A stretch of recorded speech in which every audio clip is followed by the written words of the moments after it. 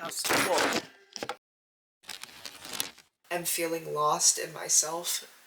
So yeah, I wanted to use this time as a time to talk about the way that I talk to myself. It's slowly changing, but there's another part of it that's like, I'm so used to talking and thinking about myself in a certain way that it's really hard to change those things. I guess first we should think about what self-talk is. I think that self-talk is mostly that like internal monologue you have with yourself. I definitely have one. I've heard that some people don't. What it's kind of like is just everything you do, you're kind of thinking about or you're talking to yourself in some sort of way. And I've noticed that mine is not very nice to myself, but I haven't really known how to change that and like bothered changing it because it's like, this is the way I've talked to myself forever. Like, why would I change it? Would I like lose all of my personality? Like, what's gonna keep me like in check? I feel like my self-talk would prevent me from like really challenging myself, like a very like quit while you're ahead type of mindset and mentality. A mentality that's like, oh, don't try so hard. You don't need to do your best. Like, anything's gonna be okay.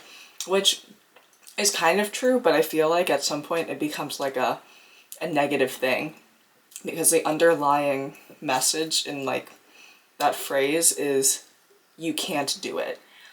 I think I was telling myself that over and over and over again. Like, just anything that was happening, I can't do it. Something that I have a really hard time doing is like taking up space. Taking up space in a room or honestly wherever I am. Just like knowing that I am deserving of taking up space, I have a really hard time with. And a very simple, like really literal thing is like when I'm in the gym, say I get there first, maybe there's no one in the gym. I pull out my mat or I take whatever bench or whatever rack that I need and I use it and someone comes in and I fear that I am taking up their space even though there's plenty of space. And even if they had a problem, they would just tell me. But I just feel like, oh, I'm taking up too much space. I need to like move aside for other people. What I'm telling myself in making that decision is that everyone else, every other single person in this space deserves it more than I do. When it's kind of just like everyone should have equal opportunity to space. But yeah, how are you doing? I'd be interested in knowing the ways that you talk to yourself or if you've experienced any of this. At the end of the day, if it's just me, would I want me to be harmful to myself when I could be like really uplifting and encouraging to me?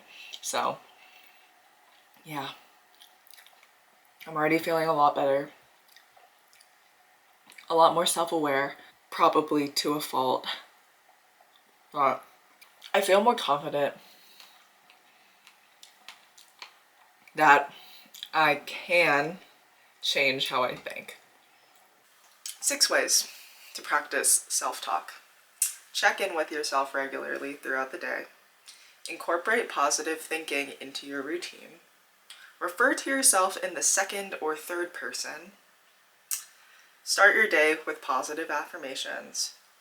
Surround yourself with good people who make you feel good. Work with a professional on it.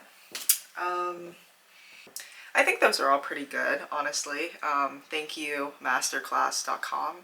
Oh, I was so obsessed with Masterclass. I loved it so much. The interesting one to me is refer to yourself in the second or third person. Creating psychological distance in your self-talk can improve your self-image. Instead of speaking to yourself in first person, try using second and third place. Instead of saying, I'm kind, say, you are kind. This one, I kind of don't know if I agree with it or not. I don't know, I feel like normally I refer to myself in second or third person. I usually say like you are or like she is. I don't know why I think in she is though. I feel like I do that a lot when like I'm like in a situation like how I was in the gym earlier and I'm like, ooh, she is doing that wrong. Like I think about that about myself. Like I'm like, oh, other people around me are thinking like that, but I'm really thinking it. So I'm telling myself that. I know they say like the I am affirmations are like way more powerful than like second or third person affirmations. Um, I think I've been practicing to use I instead of she is or you are. I think another thing that I always tell myself when I'm like, when I'm talking to myself is like, if I notice that I say something and I'm like, no, like, that's not a very positive thing to say, like, why don't you try something different? I always like tell myself, oh, but I'm just being realistic, or like, you're just being realistic, so like, that's a good thing.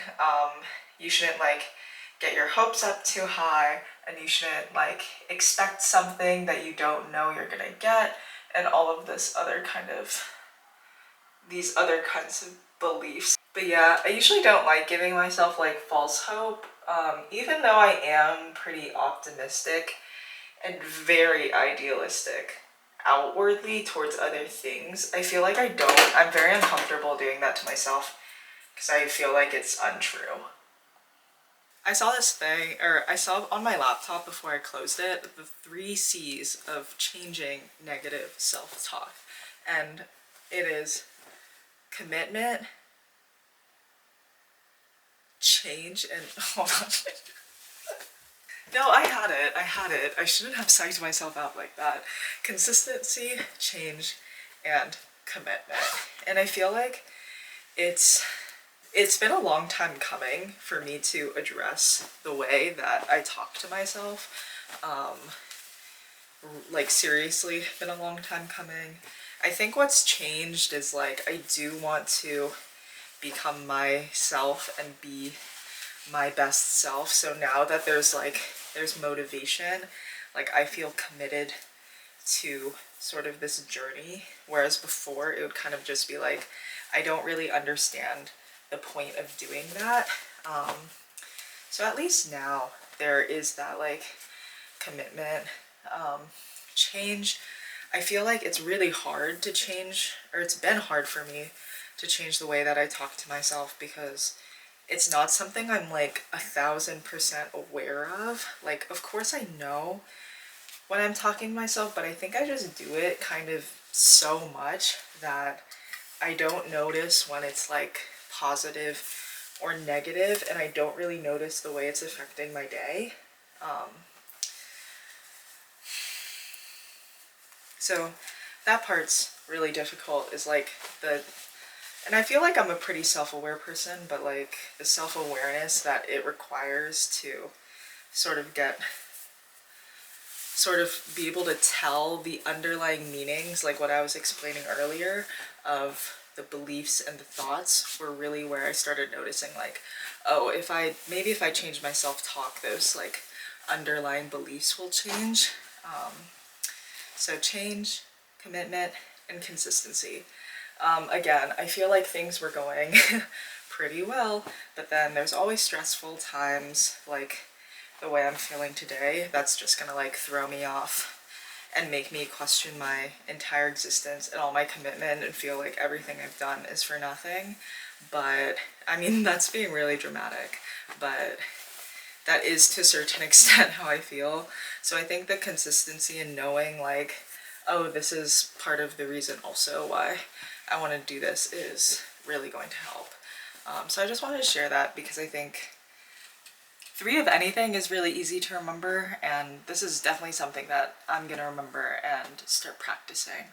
So 3 C's of changing your self-talk: consistency, commitment, and change. But yeah, okay. Now I'll talk to you later. All right, bye-bye.